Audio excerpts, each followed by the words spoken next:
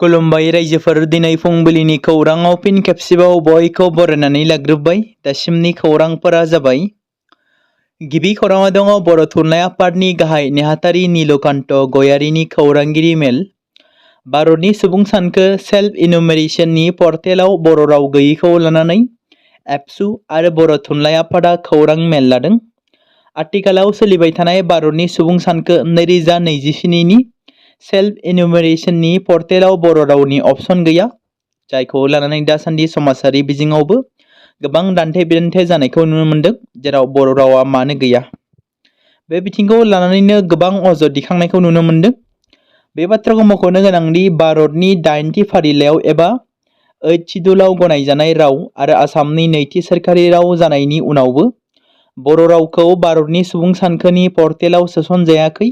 बर' रावखौ self enumeration लानानै दुलाराय बर' फरायसा आफाद आरो बर' थुनलाइ आफादा खौरां बिजोंनि गेजेरजों फोरमायथियोदि बर' थुनलाइ आफादा दाबि खालामो, एबसुआ दाबि खालामो, सुबुं सानखोआव सेल्फ इनुमेरेशननि पर्टेलाव लेंगुवेज सायख'नायाव बर' राव गैया आरो थाबैनो बर' रावखौ सोसननो नांगौ होननानै गोख्रोङै दाबि खालामदों खौरां मेलनि गेजेरजों।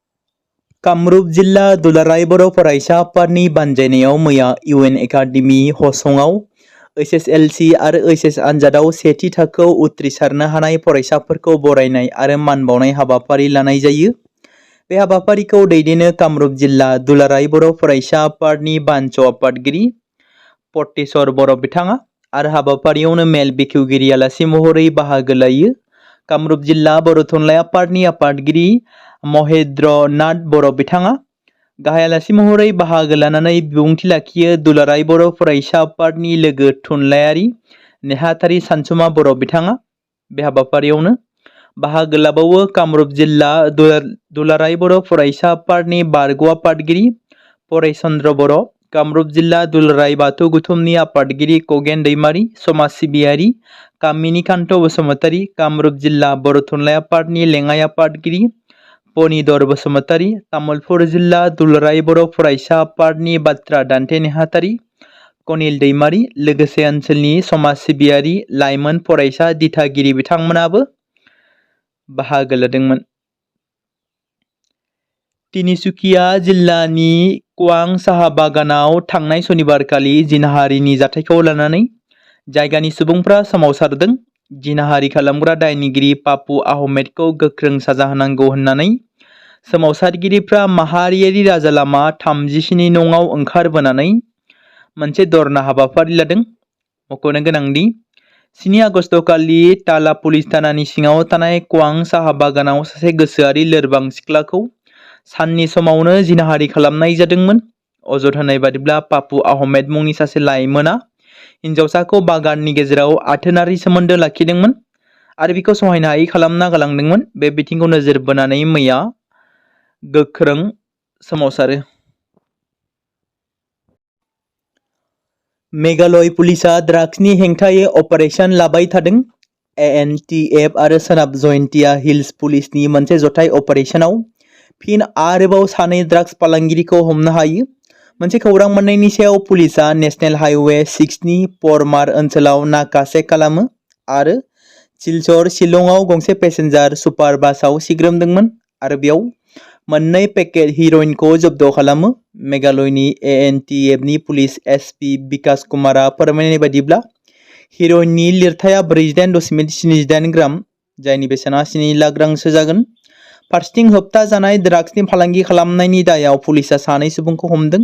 हमजानाय सानै सुबुंखौ रबार्ट नंग्रुम आरो बाचे केमियां जौरेन होननानै सिनायथिनाय जादों।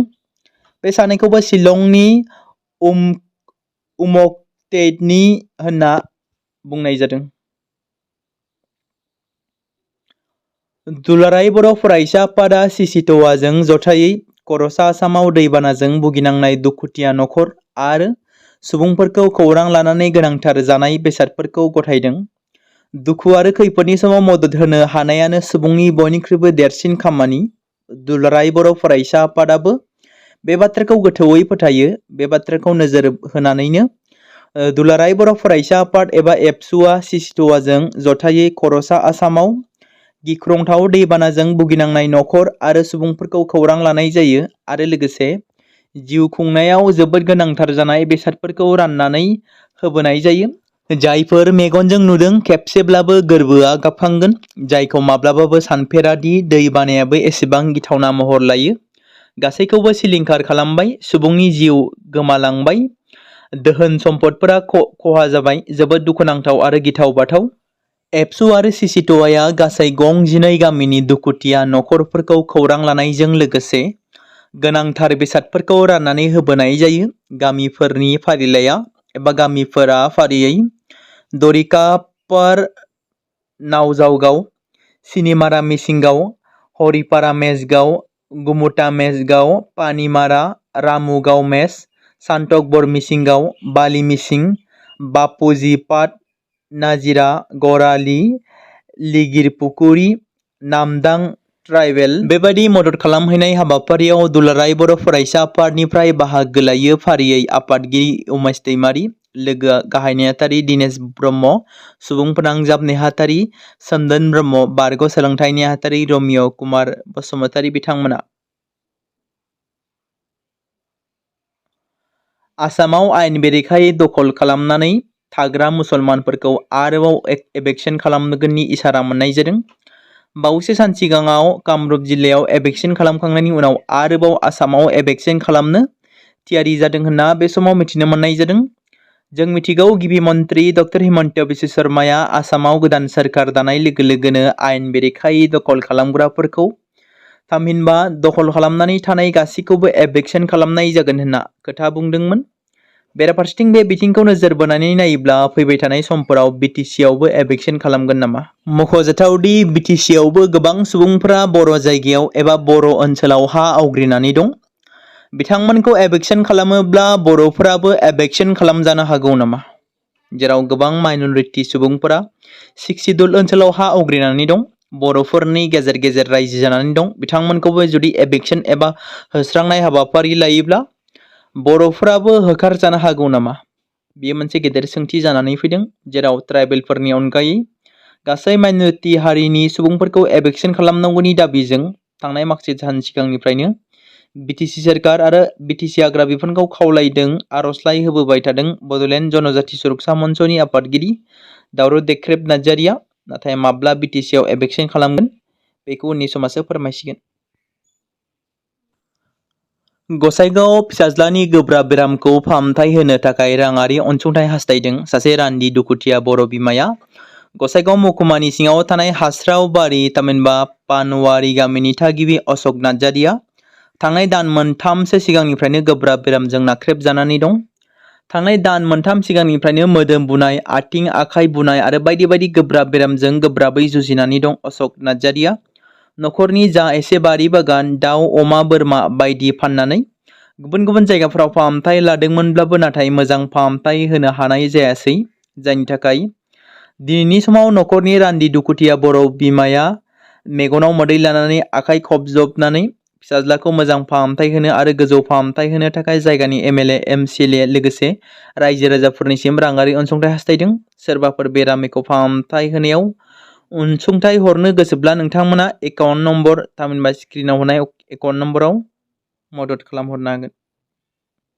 दङ बाक्सा जिल्लायाव जोनोम जागोदान गथ'खौ गारनानै दोननाय जाथाय। खौरां मोननाय बायदिब्ला बिटिसिनि बाक्सा जिल्लानि आटियाबारियाव दिनै फुंबिलियाव सासे जोनोम जागोदान गथ'खौ गारनानै दोननाय थासारियाव मोननाय जादों। बे जाथायखौ लानानै ओनसोलाव सोमोनांनाय थासारि लानानै फैदों। मिथिनो मोननाय बायदिब्ला माखासे जायगानि थागिरिफ्रा गथ'खौ नुदोंमोन, उनाव गथ'साखौ रैखा खालामनाय जायो आरो गथ'सा अनसाय कमिटि CWCनि जोथोनाव लानानै थांनाय जायो। मख'जाथावदि अन्थाव बाथाव गथ'साखौ गारनानै गालांनाय जाथायनि आन्दोआव थानाय थासारिखौ दासिमबो मिथिनो मोननाय जायाखै। बिबानगिरिफ्रा जाथायनि सायाव नायबिजिरगोन आरो गथ'नि बिमा बिफा एबा नखरखौ नागिरगोन होनना बे समाव मिथिनो मोननाय जादों। गसाइगाव ओनसोलनि रायजो राजाफोरनि थाखाय मोनसे मोजां खौरां।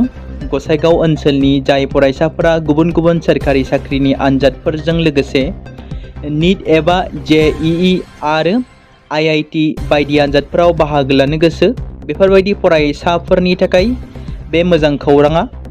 सिगां समाव गसाइगाव ओनसोलनि गोबां फरायसाफोरा माबा मोनसे आनजादनि कचिं लानो थाखाय गोबां रां गारनानै गुबुन जायगायाव थाहैनो एबा लाहैनो गोनां जायोमोन। बेफोर उसुबिदाखौ नोजोर लाखिनानैनो दिनै माखासे लाइमोनफोरनि नाजानायाव नेक्स्ट रेंक आसाम मुंनि गंसे कचिं सेन्टारखौ बेखेवनाय जायो। जाय कचिं सेन्टाराव नोंथांमोना गुबुन गुबुन सोरखारि साख्रिनि आनजादजों लोगोसे नीट, JEE आरो APC, UPC बायदि बायदि आनजादनि कचिंखौ लानो हागोन होनना फोरमायदों। चिफ मिनिस्टार रिलिफ फान्डनि चेक गथायदों मन्त्रि बिस्वजित दैमारिया। तामुलपुरनि मतंगा सकआव आसाम सोरखारनि मन्त्रि Biswajit Daimary chief minister relief फान्डनि चेक गथायदों। जाय बिथांमोना बेराम आजार नाजानायनि मुङै आर'ज बिलाइ गथायदोंमोन बिथांमोननो दिनै राननानै होयो चेकखौ मन्त्रि बिस्वजित दैमारिया। तामुलपुरनि गासै सा 199 सुबुंफोरनो मन्त्रि Biswajit Daimary chief minister relief फान्डनि चेकखौ गथायदों। तामुलपुराव मैदेर हाथाइजों लोगोसे सानै सुबुंखौ हमदों। थांनाय मोनानि समाव तामुलपुर जिल्लानि बेंगुलिपारायाव स्पेशल टास्क फोर्स थामहिनबा STFनि हानजाया हमनायाव जाफुंसार जायो। मख'जाथावदि मोनसे स्रोत खौरांनि गेजेरजों STFनि हानजाया तामुलपुरनि थागिरि गोहोम बसुमतारी जाय 29 बोसोर बैसोनि आरो सोदोबमा बसुमतारी 23 बोसोर बैसोनि सुबुंखौ हमनो हायो। बे अपारेशनाव 2.9 किल'ग्राम आरो 1.97 किल'ग्राम लिरथायनि मोननै मैदेर हाथाइखौ बोखांनो हादों। जायनि लिरथाया गासै 4 किल'ग्रामसो जागोन। गिबि नायबिजिरनायाव मिथिनो मोननाय जादोंदि दायनिगिरिफ्रा मैदेर हाथाइखौ 6 लाखसो राङाव फाननो नाजादोंमोन। बेनि सायाव दायो नायबिजिरनाया सोलिगासिनो दं होनना मिथिनो मोनदों। आसामाव दैबानाजों मोगा-मोगि जानाय ओनसोलफोराव बन्द खालामनाय एबा बन्द जाथ'नाय माखासे ट्रेन सिबिथाया फिन जागायफिनदों। सिमुलगुरि नामतियाली खावसे रेल सिबिथाया 17 साननि उनाव जागायफिनदों। NFR थामहिनबा नर्थ इस्ट फ्रन्टियार रेलवेआ गोहोम गोग्लैनाय ओनसोलफोराव रेल सिबिथायखौ जागायफिनदों। गोदान खालामनाय ट्रेकफोराव डिजेल इन्जिनफोराल' खारगोन। बे राहाया दैबानाजों खहा जानाय नखरफोरनि रैखाथिखौ थि खालामनो थाखाय मोब्लिब रेलगारिफोरनि थांलाय फैलायखौ दान्दिसेनि थाखाय बन्द खालामनाय जादों। दिनैनिफ्राय मरानहाटनि गेजेरजों गोबां रेलगारिफोरा खारगोन। Guwahati Dibrugarh Nagaland express, Simaluguri Moranhat Guwahati Ledo intercity express, Simaluguri Moranhat जानानै खारगोन। सिमुलगुरि मारनहाट जानानै खारगोन रङिया लिडु इन्टारसिटि एक्सप्रेस। सिमुलगुरि मारनहाट जानानै खारगोन Lumding Tinsukia DEMU rail. Tinsukia Jorhat passenger ट्रेना मरानहाट जानानै खारगोन। गुबुन गुबुन ट्रेनफोराबो लखिमपुर रेडपा रङिया जानानै गुबुन लामाजों खारगोन। कलियाबरनि बुरहा पाहाराव फिन हा गिसिखाफिनदों। बुरहा पाहाराव मोनबा जायगाफोराव हा गिसिखानायनि खौरां मोननाय जादों। फुंनिफ्रायनो थाद'नाय गैयै अखा हाबाय थानायनि जाहोनाव हा गिसिखानो हमदों। बे समावनो बे हा गिसिखानायनि जाहोनाव हाब्रु गिसिखानायनि जाहोनाव माहारियारि राजा लामायाव फबसिनदों। हान्थामेलानि जेंना सोमजिदों। फुङाव नेशनेल हाइवेआव एसे ट्रेफिक जाम जादोंमोन।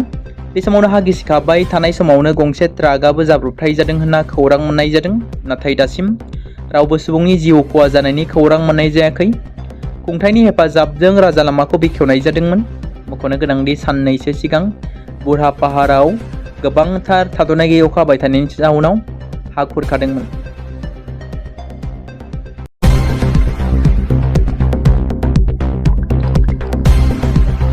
बे समाव मोनसे गोजोनथाव खौरां बाक्सा जिल्लानि बरमायाव थानाय रुरेल एकाडेमिया लानानै फैदों नोंथांमोननि थाखाय मोनसे गोजोनथाव खौरां। थांनाय SSLC आरो हायार सेकेन्डारिनि आनजादाव जाय फरायसा आरो फरायसुलिफोरा उथ्रिसारनो हायाखैमोन एबा फेल जादोंमोन बेनि थाखाय रि-एग्जाम होफिननो गोसो गुदुं फरायसाफोरा थाबैनो बरमा सेकेन्ड गेटआव थानाय रुरेल एकाडेमियाव मुं थिसनफैनानै मेट्रिक आरो HS आनजादखौ होफिननो हागोन। बेनि अनगायैबो जाय फरायसाफोरा थांनाय मेट्रिक आरो HS आनजादाव नांगौ बादि जौखोन्दो एबा मार्क्स लानानै उथ्रिसारनो हायाखैमोन बिथांमोनाबो बे रुरेल एकाडेमियाव एडमिशन खालामफैनानै मार्क्स इमप्रुभमेन्ट खालामनो हागोन। स्ट्रिम हिसाबै आर्ट्स, साइन्स आरो कमार्सनि गासैबो फरायसाफोरा रुरेल एकाडेमियाव एडमिशन खालामनो हागोन। बेनि थाखाय थाबैनो 8761903455 नङाब्ला 8720358665 जानबुं नम्बराव जगाजग खालामहरनो हागोन।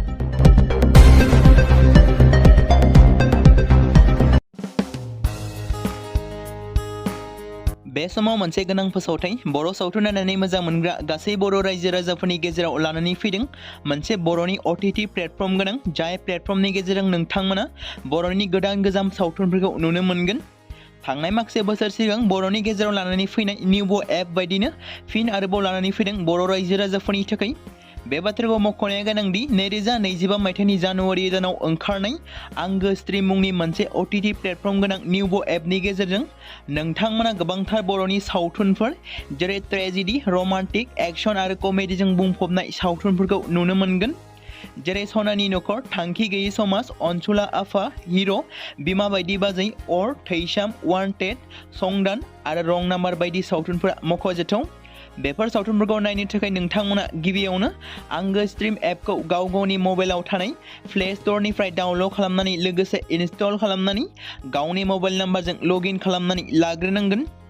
बेनि उनाव नोंथांमोना गोबांथार नुनो मोनै सावथुनफोरखौ गुगोल पे, फन पे आरो पेटिएमजों रं नाम्बार सावथुनखौ नायनो थाखाय 60 रां आरो संदान सावथुनखौ नायनो थाखाय 80 रां, वान्टेड सावथुनखौ नायनो थाखाय 60 रां, थैसाम सावथुनखौ नायनो थाखाय 60 रां बेबायदिनो गोबांथार नुनो मोनै सावथुनफोरखौ नायनो थाखाय सुबिदा खालामनानै होदों आंगो स्ट्रीम प्लेटफर्मा। फिन नोंथांमोननि गेजेराव फोरमायबावनो लादों बर' सावथुन नायनानै मोजां मोनग्रा गासै बर' रायजो राजाफोरनि गेजेराव लानानै फैदों मोनसे बर'नि OTT प्लेटफर्म गोनां जाय प्लेटफर्मनि गेजेरजों नोंथांमोना बर'नि नुनो मोनै सावथुनफोर जेराव गोदान सावथुनफोरखौ नुनो मोनगोन। बे बाथ्राखौ मख'नाया गोनांदि 2025 मायथाइनि जानुवारि दानाव दिहुनजानाय आंगो स्ट्रीम मुंनि मोनसे OTT प्लेटफर्म गोनां एपनि गेजेरजों नोंथांमोना गोबांथार बर'नि ट्रेजेडी, रमान्टिक, एक्शन आरो कमेडीजों बुंफबनाय सावथुनफोरखौ नुनो मोनगोन। जेरै रं नाम्बार, संदान, वान्टेड, थैसाम, अर, बिमा बायदि बाजै, हिर', अनसुला आफा, थांखि गैयै समाज, सनानि नखर बायदि बायदि सावथुनफ्रा मख'जाथाव।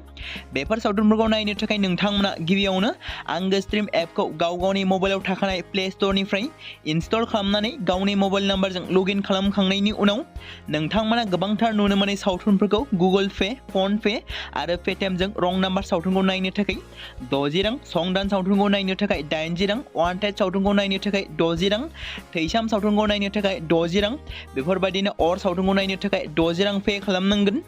बेबायदिनो गोबांथार नुनो मोनै बर' सावथुनफोरखौ नायनो थाखाय सुबिदा खालामनानै होदों आंगो स्ट्रीम प्लेटफर्मा। बे समाव मोनसे गोनां फोसावथाय बर' सावथुन नायनानै मोजां मोनग्रा गासै बर' रायजो राजाफोरनि गेजेराव लानानै फैदों मोनसे बर'नि OTT प्लेटफर्म गोनां जाय प्लेटफर्मनि गेजेरजों नोंथांमोना बर'नि गोदान सावथुनफोरखौ नुनो मोनगोन। थांनाय माखासे बोसोर सिगां बर'नि गेजेराव लानानै फैनाय निउबो एप बायदिनो फिन आरोबाव लानानै फैदों बर' रायजो राजाफोरनि थाखाय। बे बाथ्राखौ मख'नाया गोनांदि 2025 मायथाइनि जानुवारि दानाव ओंखारनाय आंगो स्ट्रीम मुंनि मोनसे OTT प्लेटफर्म गोनां निउबो एपनि गेजेरजों नोंथांमोना गोबांथार बर'नि सावथुनफोर जेरै ट्रेजेडी, रमान्टिक, एक्शन आरो कमेडीजों बुंफबनाय सावथुनफोरखौ नुनो मोनगोन। जेरै सनानि नखर, थांखि गैयै समाज, अनसुला आफा, हिर', बिमा बायदि बाजै, अर, थैसाम, वान्टेड, संदान आरो रं नाम्बार बायदि सावथुनफोरा मख'जाथाव। बेफोर सावथुनफोरखौ नायनो थाखाय नोंथांमोना गिबियावनो आंगो स्ट्रीम एपखौ गावनि मबाइलाव थानाय प्ले स्ट'रनिफ्राय डाउनल'ड खालामनानै लोगोसे इनस्टल खालामनानै गावनि मबाइल नाम्बारजों लगइन खालामनानै लाग्रोनांगोन। बेनि उनाव नोंथांमोना गोबांथार नुनो मोनै सावथुनफोरखौ गुगोल पे, फन पे आरो पेटिएमजों रं नाम्बार सावथुनखौ नायनो थाखाय 60 रां आरो संदान सावथुनखौ नायनो थाखाय 80 रां, वान्टेड सावथुनखौ नायनो थाखाय 60 रां, थैसाम सावथुनखौ नायनो थाखाय 60 रां बेबायदिनो गोबांथार नुनो मोनै सावथुनफोरखौ नायनो थाखाय सुबिदा खालामनानै होदों आंगो स्ट्रीम प्लेटफर्मा। फिन नोंथांमोननि गेजेराव फोरमायबावनो लादों बर' सावथुन नायनानै मोजां मोनग्रा गासै बर' रायजो राजाफोरनि गेजेराव लानानै फैदों मोनसे बर'नि OTT प्लेटफर्म गोनां जाय प्लेटफर्मनि गेजेरजों नोंथांमोना बर'नि नुनो मोनै सावथुनफोर जेराव गोदान सावथुनफोरखौ नुनो मोनगोन। बे बाथ्राखौ मख'नाया गोनांदि 2025 मायथाइनि जानुवारि दानाव दिहुनजानाय आंगो स्ट्रीम मुंनि मोनसे OTT प्लेटफर्म गोनां एपनि गेजेरजों नोंथांमोना गोबांथार बर'नि ट्रेजेडी, रमान्टिक, एक्शन आरो कमेडीजों बुंफबनाय सावथुनफोरखौ नुनो मोनगोन। जेरै रं नाम्बार, संदान, वान्टेड, थैसाम, अर, बिमा बायदि बाजै, हिर', अनसुलाफा, थांखि गैयि समाज, सनानि नखर बायदि बायदि सावथुनफ्रा मख'जाथाव। बेफोर सावथुनफोरखौ नायनो थाखाय नोंथांमोना गिबियावनो आंगो स्ट्रिम एपखौ गावनि मबाइलाव थाखानाय प्ले स्ट'रनिफ्राय इनस्टल खालामनानै गावनि मबाइल नाम्बारजों लगइन खालामखांनायनि उनाव नोंथांमोना गोबांथार नुनो मोनै सावथुनफोरखौ गुगोल पे, फन पे आरो पेटिएमजों रं नाम्बार सावथुनखौ नायनो थाखाय 60 रां, संदान सावथुनखौ नायनो थाखाय 80 रां, वान्टेड सावथुनखौ नायनो थाखाय 60 रां, थैसाम सावथुनखौ नायनो थाखाय 60 रां, बेफोरबायदिनो अर सावथुनखौ नायनो थाखाय 60 रां पे खालामनांगोन। बेबायदिनो गोबांथार नुनो मोनै बर' सावथुनफोरखौ नायनो थाखाय सुबिदा खालामनानै होदों आंगो स्ट्रिम प्लेटफर्मआ।